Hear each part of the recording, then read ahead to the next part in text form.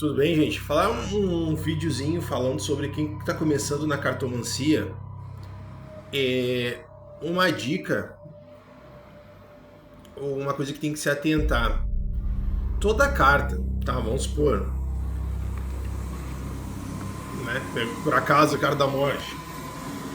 Ou no caso do baralho da Padilha de entidade, carta da lâmpada.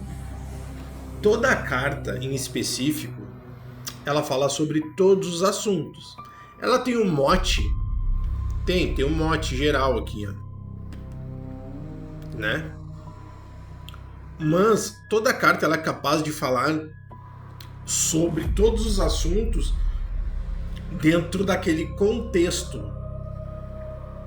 Então aqui pode dizer um encerramento até de vida, entre aspas, até pode. Mas ela pode estar falando simplesmente de um encerramento de um problema, encerramento de uma relação. Entre outros aspectos, a carta vai muito além do que morte, mas sim o encerramento e tal, entendeu? Ela pode se explicar e dependendo do contexto da tiragem pode se alterar, porque depende da pergunta, das cartas em volta, de qual a estrutura que tu está fazendo de jogo. Então a gente não pode se limitar a um tipo de resposta só, é um símbolo. E quanto mais a gente entender esse símbolo, mais a gente extrai dele. Então a gente não pode ficar preso a uma coisa só, ao geral da carta, né? Ou melhor, algo mais específico, porque toda carta ela responde em todos os assuntos. Vai responder de finanças, vai responder de amor, tudo.